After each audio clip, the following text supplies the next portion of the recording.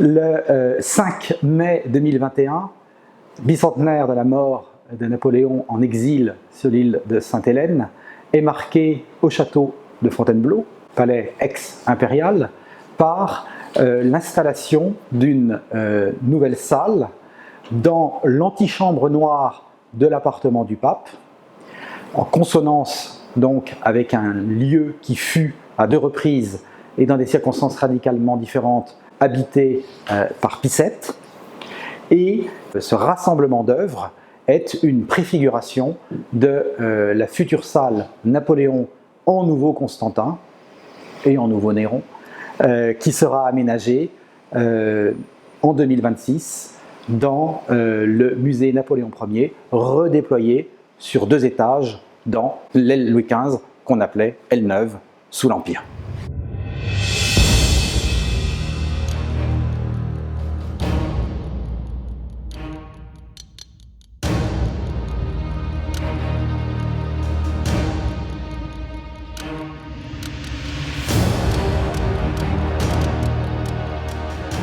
Six œuvres sont ici présentées, une qui appartient au fonds palatial depuis 1822, une autre qui est un très obligeant dépôt des galeries historiques de Versailles, et 4 autres acquises ces dernières années dans le but de nourrir cette salle Napoléon en nouveau Constantin.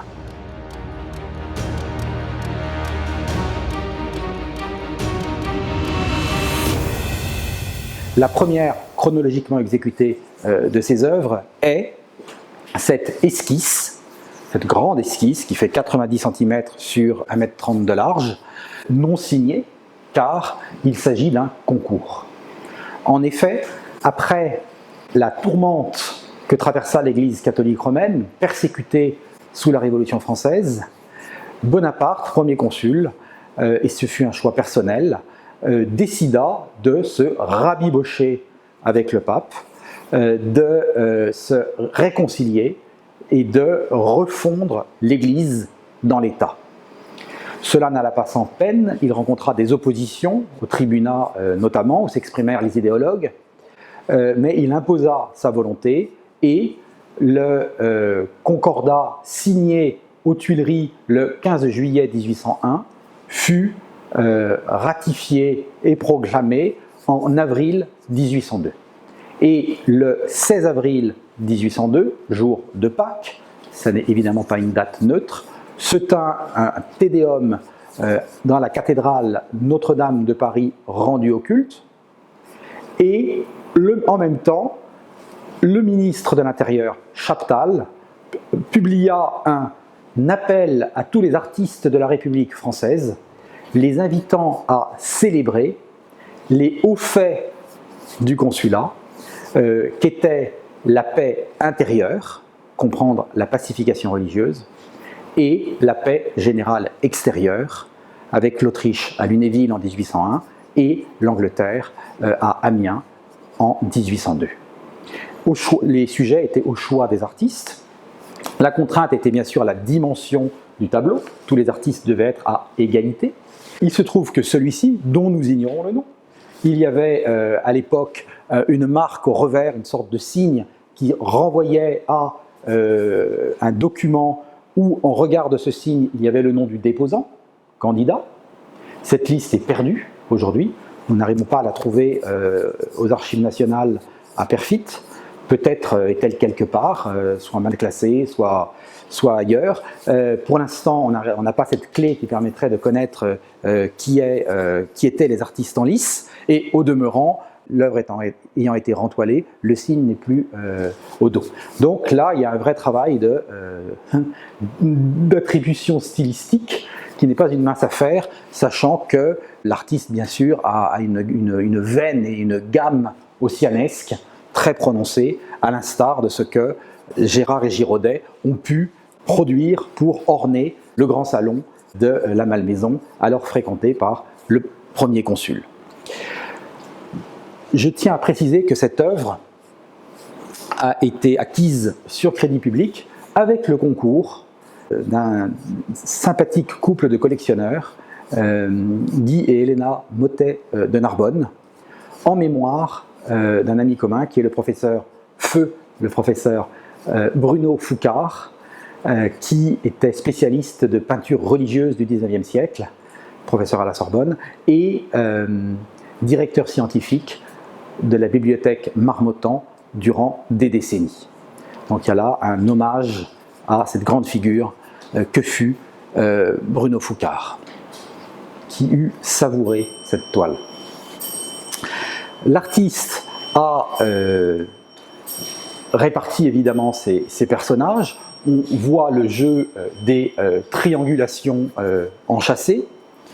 Depuis le coin supérieur gauche irradie une lumière émanant de la divinité et éclairant la cour céleste en une grande diagonale qui suit les deux bras de l'ange et celui du premier consul jusqu'au document qu'il signe.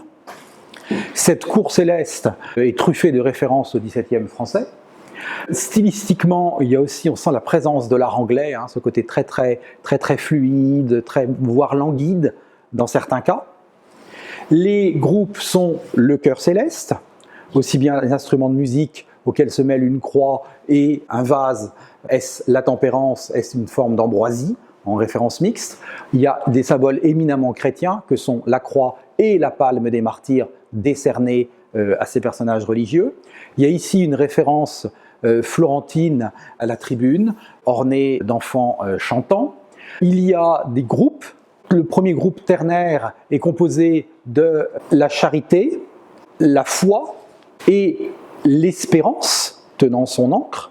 Puis un autre groupe plus composite avec à la fois Chronos, le temps armé de Sappho, vieillard barbu par convention, la vérité, et c'est cette charmante personne nue regardant un miroir, et plus original, une figure qui tient de la poésie inspirée et qui est probablement la muse chrétienne, dirait Fontane. Fontane, futur grand maître de l'université, qui appartenait à l'entourage d'Élisa Bonaparte, proche de Chateaubriand, et qui était un penseur du rétablissement du catholicisme, écouté de Bonaparte. Ce n'est pas un hasard, c'est le 16 avril 1802 que Chateaubriand publia, formidable co-éditorial, son Génie du christianisme, qui était une apologie de la religion chrétienne, érodée par les Lumières et tourmentée par la Révolution armée. Puis, il y a ce groupe de 4 personnages qui ressemblent pour certains à des prophètes de l'Ancien Testament, mais qui, en raison de leurs animaux, qui sont des attributs distinctifs, peuvent être identifiés comme Luc, le taureau, Marc, le lion de Saint-Marc, celui-ci Matthieu par défaut, et là Jean incontestablement, Saint Jean, l'aigle de Patmos, flanqué bien sûr de cet aigle et portant les couleurs rouge et bleu qu'on lui connaît au pied de la croix soutenant la Vierge. Au-dessus, un amas de guerriers vêtus soit d'armure médiévale, soit de tenues au goût du jour piquées de tricolore. Donc là, la masse des guerriers français.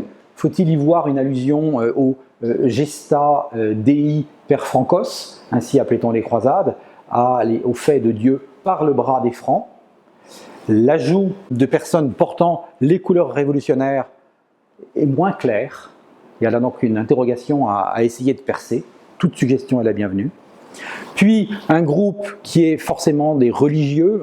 Certains portent des habits monacales, probablement des martyrs, à en juger d'après la palme qui leur est décernée par cet ange. Au centre du tableau, ce groupe où une sorte de Saint-Michel tenant un glaive flamboyant prête son bras armé à la justice, tenant balance et sceptre, et qui voue aux gémonies les forces du mal et de la dissension, tandis que, dans l'angle inférieur droit, cet ange guide Bonaparte qui a sa table de travail où il y a une map monde, visée mondiale de Bonaparte, des livres, objets d'étude, une lampe bouillotte concrète, mais qui est aussi le symbole de l'étude, comme sur le tableau de David, Napoléon dans son cabinet à 4 heures du matin. et qui semble inspiré. Vous voyez, il a des cheveux comme cela, ébouriffés, le regard ailleurs. Est-ce qu'il contemple une réalité au-delà? C'est présomptueux de le dire. Toujours est-il que, vêtu de son habit de premier consul et ayant là un grand sabre courbe, il manie aussi la plume et il signe un acte. Est-ce la loi sur les cultes ou le concordat? Difficile de le déterminer. Toujours est-il que ce tableau extrêmement encodé de références religieuses n'avait aucune chance d'être retenu par le jury du concours, qui était composé de personnel hérité de la Révolution, et il ne le fut pas. C'est Saint-Ours qui est un Suisse, ainsi qu'un artiste français, qui reçurent simplement un prix d'encouragement. Le prix proprement dit, ni pour la peinture, ni pour la sculpture, ni pour l'architecture, ne fut décerné. Il le fut en revanche pour la médaille. Et la médaille, c'est évidemment beaucoup plus facile, une fois le coin gravé, de la frapper et d'assurer sa diffusion, que d'exécuter ce qui était à l'origine de cette esquisse, l'idée d'une grande toile de quelques 6 mètres de long qui forcément eût orné un palais officiel, un lieu de pouvoir. Alors, était-ce le Sénat, le palais du Luxembourg? Était-ce le corps législatif, le siège du tribunat, le siège du Conseil d'État, un palais ex de la couronne et qui bientôt redeviendront impériaux? On l'ignore et ça n'était pas prévu et ça ne fut pas exécuté. Ce qui est sûr, c'est que ces œuvres sont très difficiles à repérer parce que quand elles passent en vente, elles ne sont pas identifiées pour ce qu'elles sont. Il y en a peut-être dans des réserves de musées français, et merci de me les signaler, car l'idée est de constituer un corpus de ce concours de l'an 10 organisé par le ministre de l'Intérieur Chaptal. Toute suggestion, là encore, est la bienvenue dans ce musée participatif qu'est le musée Napoléon Ier au château de Fontainebleau.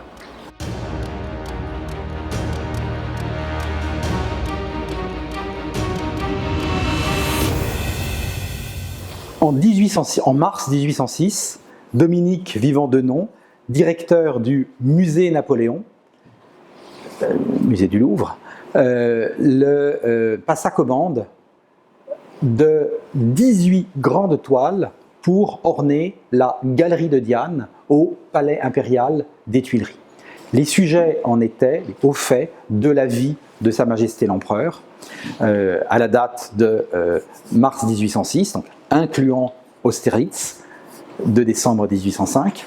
Et parmi ces hauts faits, eh bien, quelques-uns renvoient au rapport avec l'Italie, et l'un est ainsi curieusement libellé « Rencontre de Sa Sainteté Pie VII et de Sa Majesté l'Empereur en forêt de Fontainebleau, 25 novembre 1804 ». Une rencontre en forêt. Cela n'est pas si courant. Ce d'autant plus que l'on voit là une meute de chiens, des uniformes verts de la vénerie impériale, un chien passant. Cet obélisque fut érigé à la fin du règne de Louis XVI en l'honneur des enfants de Louis XVI et Marie-Antoinette, sauvé de la destruction sous la Révolution par un bonnet phrygien en tôle dorée, et ici remplacé par une aigle qui n'a probablement jamais été mise, car si aigle il y eut, ce fut en 1809, sur les grilles du château de Fontainebleau, que l'on devine à l'arrière-plan, sachant que le lieu de la rencontre, la croix de Saint-Hérin en forêt de Fontainebleau, est à 4 km du château, il est bien évident que les artistes de Marne et du Nouy ont combiné ceci, la question n'étant pas de représenter la réalité, mais d'encoder le tableau. Au centre, 2 personnages sont face à face. Celui de gauche, en tenue de vénerie, s'avance vers le pape. Le pape, plus voûté, plus soumis, plein de déférence. On voit qui est en position de force. Les cardinaux, eux, sont carrément penchés. Des militaires scandent la scène. Et puis, serrant à la voiture du pape, un gendarme. on sent que Pie VII est cadenassé. Le peuple français est représenté par des femmes pleines de piété et de dévotion qui s'inclinent devant le pape, ainsi que ce vieillard. Hommage du peuple français, mais accueil bien cavalier du premier consul muet en empereur depuis mai 1804, car Napoléon Ier s'enquit de savoir quels étaient les usages pour accueillir un souverain pontife. Le comte de Ségur, un aristocrate d'Ancien Régime, grand maître des cérémonies, lui dit, ben voilà, il convient de faire ceci, cela, et Napoléon écoute avec grande attention et dit, nous ferons exactement le contraire. Et d'où cet accueil non seulement désinvolte, mais en plus objet de peinture, et qui est mis en scène dans ce cœur du pouvoir qu'est la galerie de Diane au Palais impérial des Tuileries. Le tableau, bien sûr, fut ôté de ce lieu, et probablement même avant 1814, envoyé aux galeries historiques de Versailles et très obligeamment déposé à Fontainebleau dans la salle des fastes, des grandes heures d'Élie-Fontaine, et aujourd'hui mobilisé pour évoquer les rapports entre État et Église.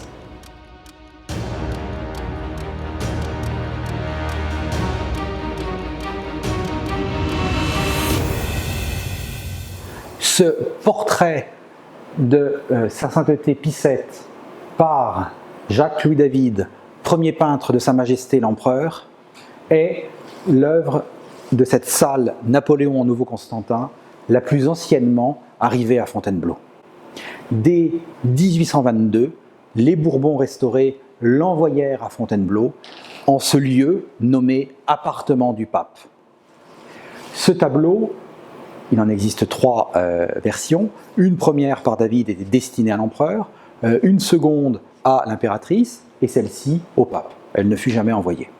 Ce tableau fut peint par David au printemps 1805, soit après la cérémonie de l'autocouronnement de Napoléon et, sinon du sacre, du moins de l'onction donnée à Notre-Dame, le 2 décembre 1804. Pie VII décida de rester à Paris quelques 6 mois, fit un tour de la capitale dans une logique de lustration des lieux qui avaient été souillés par la Révolution. Il était logé au pavillon de Flore, aux Tuileries, et effectivement on sait que la foule se pressait pour le voir, pour recevoir sa bénédiction, et son portrait fut exposé alors qu'il était encore présent à Paris, au Luxembourg, qui était le siège du Sénat conservateur, et suscita l'admiration par sa ressemblance. Le fond, comme souvent chez David, est d'une grande sobriété, presque unie, un vert brun sourd. Le personnage est campé par un fauteuil de bois doré à dossier rembourré garni d'un velours et d'un galon. Le personnage occupe toute la largeur de la représentation. Il porte évidemment des ornements ecclésiastiques, dont un camail, un rochet et une étole rouge brodée d'or. Et le rouge est par essence la couleur de l'Église, c'est à la fois le sang du martyr et la couleur de l'Église. Il scrute le spectateur, légèrement de 3/4. On voit son nez marqué, son regard pénétrant, la petite douce blanche de sa calotte, d'où s'échappe une chevelure noire légèrement argentée par l'âge. Pie VII n'était pas rassuré, dans un premier temps, d'avoir affaire à David, membre du comité de sûreté générale, ami de Robespierre, scénographe des fêtes de l'être suprême. Et c'était non sans tremblement, semble-t-il, que... Et soulagement, le bon David, qui avait diverses choses à se faire pardonner, se montre extrêmement conciliant, et l'un l'autre finiront par ne pas tarir d'éloges, échange de bons procédés. Il y a néanmoins une petite facétie dans ce tableau, sinon un coup de pinceau dans le derrière. Le papier que de sa main droite tient Pie VII porte une dédicace au datif. Pio Septimo bonarum artium patrono. A. Picette, patron protecteur des beaux-arts.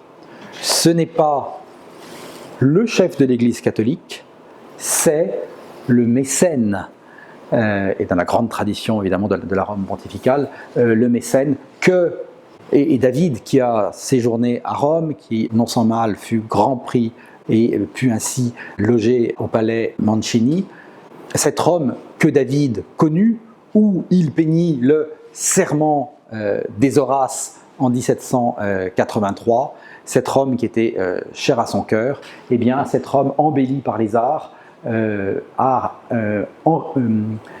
encouragé par les papes successifs, eh bien c'est à cette Rome-ci, plus qu'au chef spirituel, que David entend rendre hommage.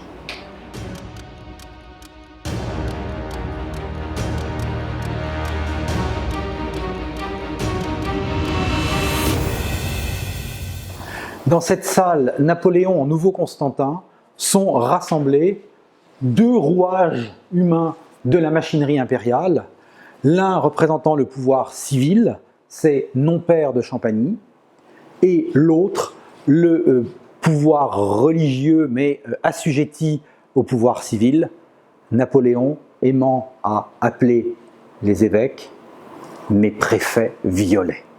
Ce buste en marbre sur pied-douche est dû à Giacomo Spalla, qui portait le titre de sculpteur de Sa Majesté impériale et royale dans les départements au-delà des Alpes. Le personnage, Jean-Baptiste non-père de Champagny, est d'importance. Ministre de l'Intérieur en 1804, puis des Relations extérieures en 1807, il s'est toujours montré un grand commis docile, un exécutant discipliné dans la main de l'empereur. Des yeux blancs, à l'imitation de la sculpture romaine, donnent une sévérité antique à son visage carré et aux traits massifs. Grand aigle de la Légion d'honneur en 1805, il arbore ici le grand cordon de cette institution. C'est l'affirmation du rang qu'il occupe dans le système napoléonien. Au printemps 1812, Sa Sainteté Picette, enlevé de Savone, ayant traversé les Alpes, ayant failli y périr, ayant été in extremis sauvé par le docteur Claraz, lorsque, disais-je, Pie XII arrive exténué à Fontainebleau, personne ne l'attend, le concierge refuse d'ouvrir le palais impérial, on loge comme on peut Picette, et des courriers sont envoyés à Paris. Champagny, intendant général des domaines de la couronne, tombe des nues et le lendemain se précipite à Fontainebleau pour accueillir, avec plus d'égards que Napoléon Ier, le 25 novembre 1804 en forêt de Fontainebleau, Picette, pour accueillir ce pape nominal, dépouillé de ses états, privé de ses conseillers, détenu de juillet 1809 à mai 1812 à Savone sous haute surveillance du préfet français du département de Montenotte. Ce vieillard ballotté, ayant à grand-peine échappé à la mort, ce vieillard ballotté, eh bien, il s'agit d'accréditer l'idée qu'il est à Fontainebleau pour ce deuxième séjour, accueilli en tant que hôte. La réalité est tout autre. Certes, Doré est la geôle, mais il est étroitement surveillé, et par un gendarme, Lagorce, un chef de bataillon, qui le sert de près, et lui aussi maquillé en membre de la maison de l'empereur, et par des ecclésiastiques, pas n'importe lesquels, des ecclésiastiques éminemment collaborateurs, galliquants d'esprit, et soucieux d'instiller dans l'esprit du souverain pontife des germes de conciliation, c'est-à-dire tout simplement de concession, c'est-à-dire en fait de reddition à la volonté inflexible, tenace, déterminée de l'empereur des Français.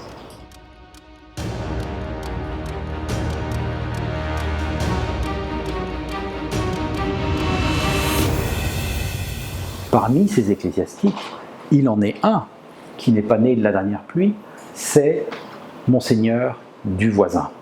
Ancien grand vicaire de Laon, très riche évêché de Laon sous l'Ancien Régime. Il émigre sous la Révolution, au moment de la persécution religieuse et de la constitution civile du clergé. Et il revient assez tôt. Bonaparte, premier consul, le distingue, voit que c'est un esprit aiguisé et que c'est un homme d'opinion gallicane, c'est-à-dire cette tradition de l'Église de France, autonome, sous la protection du roi et autonome de Rome, très soucieux, non pas sur la foi, mais sur l'autonomie et la discipline, très soucieux de se distinguer des prétentions romaines. Et cet homme est repéré pour son talent. Talleyrand, évêque renégat d'Autun, faut-il le rappeler, Talleyrand l'appelle notre nouveau Bossuet, le Bossuet de la déclaration des 4 articles, manifeste du gallicanisme, et Bonaparte le nomme dès la première fournée épiscopale évêque de Nantes, c'est pas une petite ville, et c'est dans l'Ouest, tout récemment insurgé, et qu'il s'agit de pacifier et d'entièrement rallier au consulat puis à l'Empire. Ce Monseigneur du Voisin reconstruit son diocèse, encourage les communautés religieuses, féminines utiles, et entre bien sûr dans le jeu de Napoléon. Il est envoyé à Savone en 1811 pour chauffer Picette et l'inciter aux concessions. Et lorsque le pape est en quelque sorte déporté à Fontainebleau, il vient auprès de lui dans le but de le fléchir. Et dans cet emprisonnement, dans cette geôle dorée qu'est Fontainebleau, Du Voisin prépare le terrain début 1813 pour la venue surprise ou faussement surprise de Napoléon. Et on sait par une lettre écrite par Du Voisin, parlant de Picette. « Je ne le crois pas en état de soutenir une discussion. Il n'a que très peu de confiance dans les personnes qui l'entourent. Cependant, il me faut une réponse. J'épie le moment où je pourrais la lui demander sans lui causer trop d'émotion. » On voit bien que Du Voisin est un agent dans la main de l'empereur. Il contribue à ce concordat de Fontainebleau de janvier 1813 que, par faiblesse, Picette signe. Ce faisant, il peut retrouver son entourage naturel, c'est-à-dire pas les Monseigneurs du Voisin, et arrivent à ce moment-là les cardinaux noirs, ceux qui avaient résisté à la volonté de l'empereur, qui tombent des nues que Picette est cédé, et dans le regard de ces cardinaux, dont celui du cardinal Pacca, Picette s'en leur reproche et rétracte ce concordat. C'est en vain que Du Voisin a mené toutes ces intrigues, dont il a reçu récompense. Il est couvert d'honneurs, et parmi ces honneurs, il y a bien sûr la Légion d'honneur, il y a aussi, répété à 3 reprises, porté en sautoir, porté en plaque et accroché, il y a l'ordre de la Réunion. Et cet ordre de la Réunion, créé en 1811 par Napoléon en Hollande, réuni à l'Empire français, cet ordre de la Réunion est décerné en priorité aux personnes des territoires récemment annexés, appelés réunis, dont Rome, qui en 1809 est rattachée par Napoléon à l'Empire français, et Rome proclamée seconde capitale de l'Empire. Il est évident que doter Monseigneur du Voisin, évêque de l'Église catholique romaine, de l'ordre de la Réunion, qui est composé notamment de la louve romaine, c'est-à-dire de tous les emblèmes des territoires réunis, c'est montrer son allégeance au pouvoir temporel plutôt qu'au pouvoir spirituel. Ce Monseigneur du Voisin meurt en juillet 1813.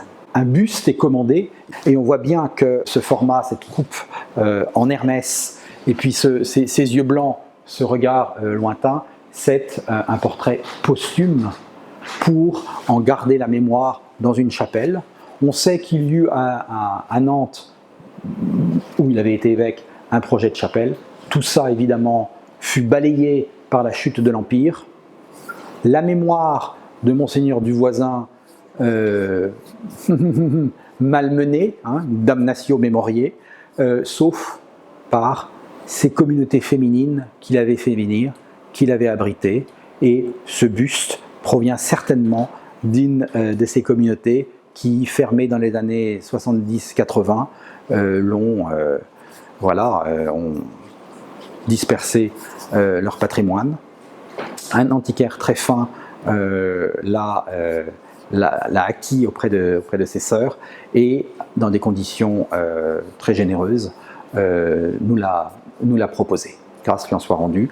Il est évident que ce Monseigneur Duvoisin qui, en janvier 1813, dans ces lieux mêmes, chauffait Pissette pour l'inciter à céder, a quelques titres à retrouver cette place dans cette salle Napoléon en Nouveau Constantin et Nouveau Néon.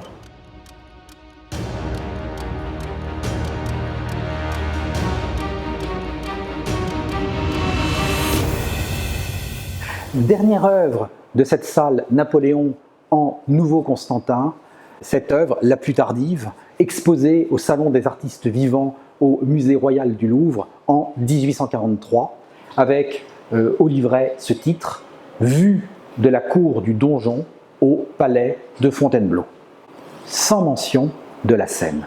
Or, quelle scène y a-t-il? L'artiste peuple la cour ovale de personnages en costume du Premier Empire et répartis, figurants et accessoires, en plusieurs groupes. À gauche, dans l'ombre, c'est une lourde voiture et des serviteurs portant la livrée verte de la maison de l'empereur. À droite, en pleine lumière, en un contraste accusé, c'est le pape, de blanc et de rouge vêtu, accompagné d'un officier et d'un religieux. Le livret détaille la scène. Le pape Pie VII, au retour d'une promenade, donne sa bénédiction à des enfants malades agenouillés. Cela est purement fictif.